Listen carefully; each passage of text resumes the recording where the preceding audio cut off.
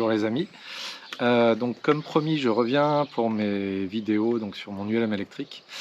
Donc je commence le cycle des vidéos. Je vais expliquer comment faire une machine électrique et vous décrire en fait les différentes parties qui la composent. Donc ce sera une série de vidéos pour chaque partie. Cette première vidéo, c'est un petit peu pour vous parler de l'historique de ma machine et puis comment dire des étapes qui m'ont amené à avoir une machine finalisée et pouvoir voler avec. Voilà, ce qui est un peu le rêve de pas mal de personnes. Je connais d'autres personnes qui sont aussi sur des projets de machines électriques, donc on discute pas mal ensemble. Depuis que j'ai commencé, il y a eu aussi beaucoup d'évolutions, beaucoup de fournisseurs sont apparus, qui n'existaient pas. Moi j'ai essuyé beaucoup de plâtre à cause de ce manque de fournisseurs, on va dire. Voilà. Alors la première chose qui m'a amené à développer cette machine, c'était l'achat d'une voiture électrique. Donc c'était en 2012 et c'était ma première voiture électrique, en sachant que maintenant je roule qu'en voiture électrique, depuis longtemps maintenant. Et je me suis dit pourquoi pas faire une ULM électrique. Et je me rappelle qu'il y a eu un article dans Volmoteur sur un premier paramoteur électrique qu'avait fait un groupe de personnes. Avec des batteries cadmium-nickel, donc NiMH à l'époque, donc pas du lithium. Donc ils avaient réussi à voler, je crois que ça devait être 15-20 minutes. Et voilà, je me suis dit, ils ont réussi à voler, donc il n'y a pas de raison qu'on puisse pas. Je suis aussi tombé sur ce livre qui m'a servi un petit peu de base. Donc c'est une personne qui s'appelle Thierry Lequeux qui l'a écrit, que je connais, et qui lui fait la même chose, on va dire, mais sur les kartings électriques. Voilà. Et puis les vélos aussi électriques. Donc il avait sorti ce livre-là, un peu qui apporte un peu les bases, un peu les schémas, un petit peu tout ce qui existait un petit peu à l'époque. Alors c'est sûr que ça a beaucoup évolué depuis sa sortie, mais c'était une bonne base pour partir. Tout ce qui est nécessaire était décrit dedans. Voilà. Donc j'ai essayé de faire la même chose un petit peu, mais avec mes vidéos. Donc en fait j'ai commencé à développer tout ça en 2013 et c'est parti de l'achat d'un moteur Parawatt qui était à l'époque une association de 4 personnes. Donc il y avait Louis Fourdan, Jean-Pierre Auchard, Patrick Semet et puis j'ai oublié la dernière personne, je la retrouverai, qui ont développé ce moteur dans l'objectif vraiment de faire du paramoteur avec. Eux, ils avaient choisi le paramoteur. Donc ils ont développé ce moteur et moi j'en ai trouvé un d'occasion. En fait je les ai connus parce que j'ai trouvé un moteur d'occasion sur Le Bon Coin. Voilà, et donc je les ai contactés pour avoir des informations. Voilà. Et donc ce moteur m'a servi de base à mon premier paramoteur électrique. Qui était équipé d'une première batterie en lithium fer phosphate, des batteries à 123 à l'époque, c'était ce qu'on arrivait à trouver assez facilement. Ensuite je passais à une batterie lithium polymère et aussi en chariot, c'est-à-dire que le paramoteur je l'ai passé en chariot à cause du poids. Et la base du paramoteur c'était un mini plane en fait. Voilà, donc le moteur finalement remplaçait un top 80. Voilà, et après, étant plus amoureux du pendulaire que du paramoteur, même en pratiquant plusieurs sports aériens, voilà, j'ai essayé d'équiper une machine pendulaire, donc celle-là sur laquelle je suis assis. Et aussi ce qui m'a permis d'avoir une plus grosse batterie. Donc j'avais commencé à voler avec mon ancienne batterie du paramoteur, mais ça limitait le vol à 20 minutes environ.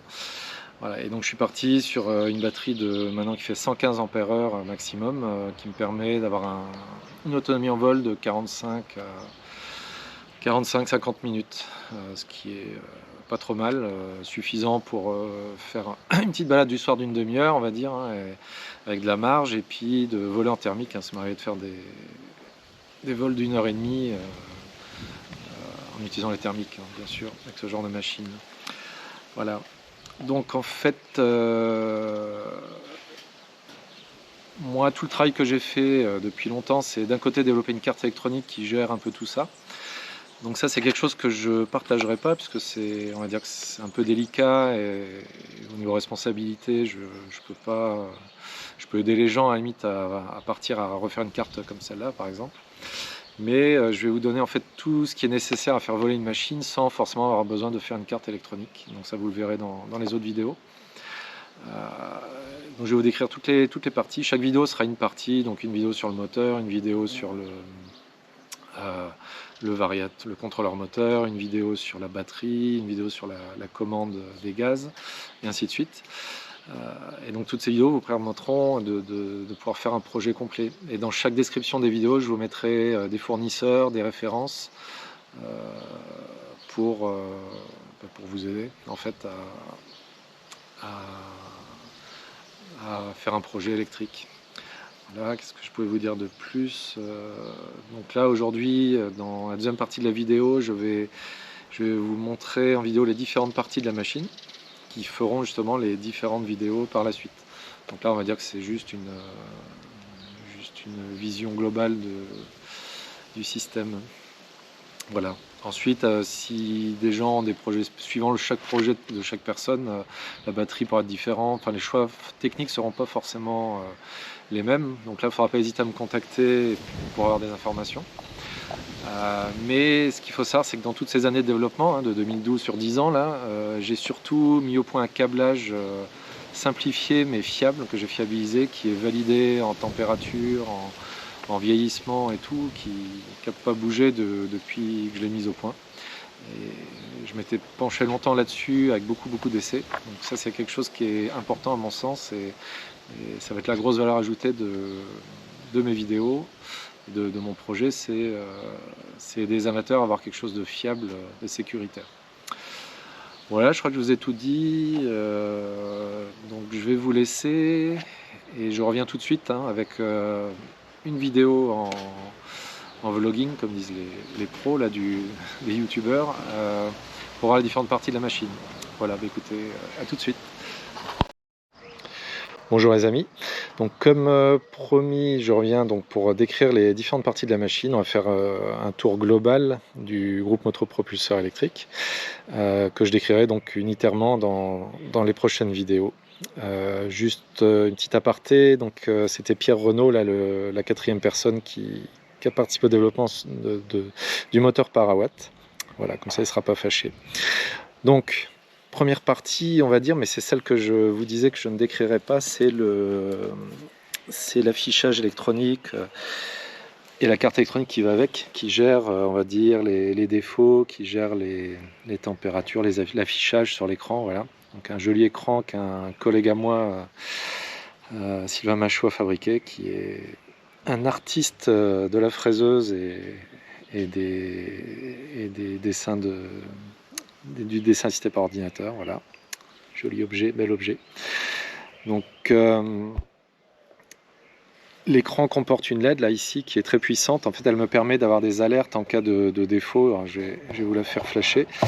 Vous voyez, si je peux faire une mise en route, vous allez voir la mise en route, toc, vous voyez, on voit la LED qui s'illumine. Donc elle est censée attirer le regard en flashant si des défauts apparaissaient sur le système. Voilà, vous voyez, là je l'éteins. Voilà. Donc ça, c'est une carte où j'ai passé pas mal de temps avec un logiciel assez élaboré au niveau temps réel, c'est-à-dire qu'il plante jamais, c'est vraiment important.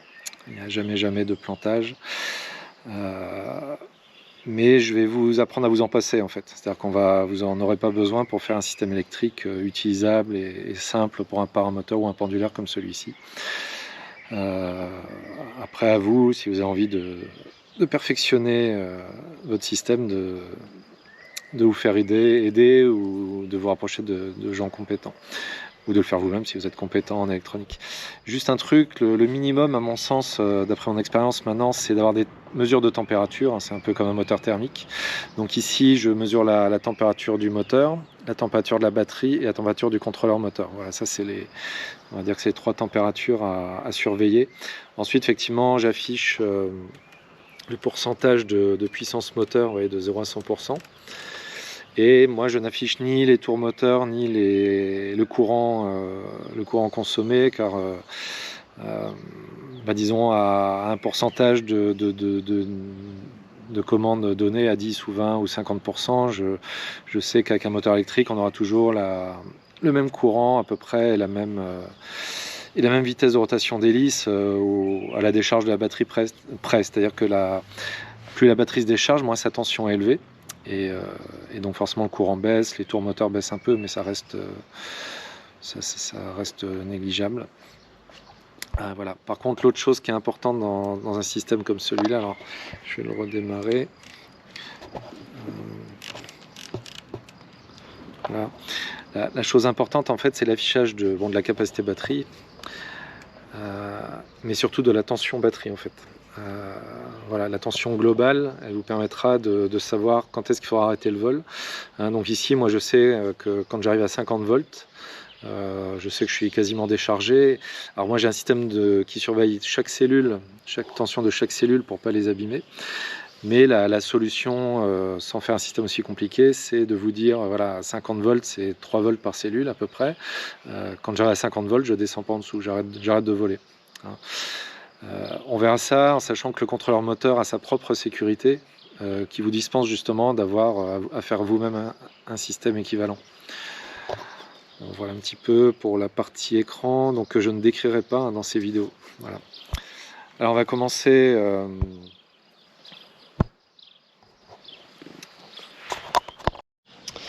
Donc première pièce maîtresse du système, c'est le moteur. Donc ici on a un moteur en prise directe et un moteur brushless, c'est-à-dire un moteur sans balai.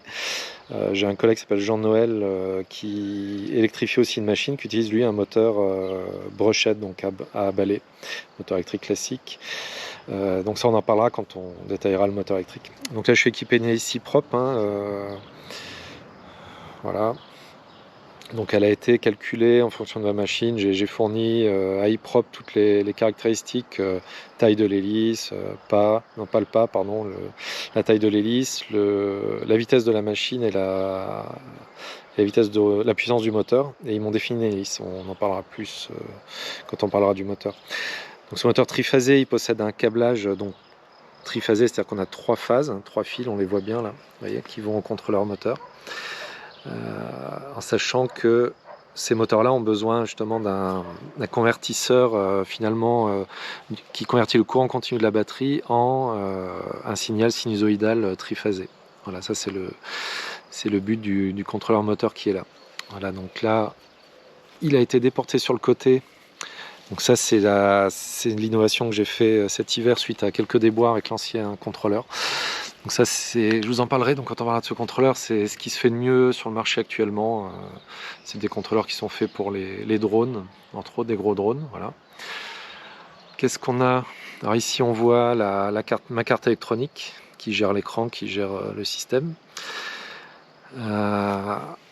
Et la commande de gaz se situe ici, vous voyez. Donc elle est à côté du pilote.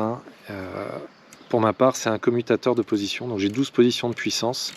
Alors ça, j'ai eu une limitation à cause du nombre d'entrées analogiques sur ma carte contrôleur. Mais pour vous, on en parlera quand on parlera de cette partie-là, on utilisera un contrôleur de cerveau du commerce qui sera analogique et donc aura une multitude de positions, voilà, pas comme celui-là. Sachant qu'ici, on a le bouton coupe-contact. Voilà. Ensuite, alors bon, le moteur, il est monté sur un support moteur. Toute la partie mécanique, l'adaptation sur votre machine, ça c'est pareil, c'est quelque chose qu'il faudra faire vous-même. Enfin, moi, j'ai pas de conseils spécifiques à vous donner, à part les bonnes pratiques, c'est-à-dire d'avoir des cils en bloc, même si les vibrations sont beaucoup plus réduites que sur un moteur thermique, mais il y en a quand même. L'hélice génère des efforts, des vibrations, et donc les cils en bloc sont nécessaires. Voilà. Ensuite, qu'est-ce qu'on a? Donc là, on a le fusible. Donc là, moi, j'ai un fusible 400 ampères. Voilà. Et on a le câblage. Alors, je vais vous en parler un petit peu après, vite fait. Voilà, notre câblage qui va au contrôleur moteur, qui est assez simple. Et ensuite, on a la batterie. Alors moi, j'ai fait le choix de faire une batterie où on voit les connexions sont apparentes. Donc là, on voit tout le câblage qui vient mesurer les tensions de chaque cellule, qui sert à la charge de la batterie et donc à l'équilibrage.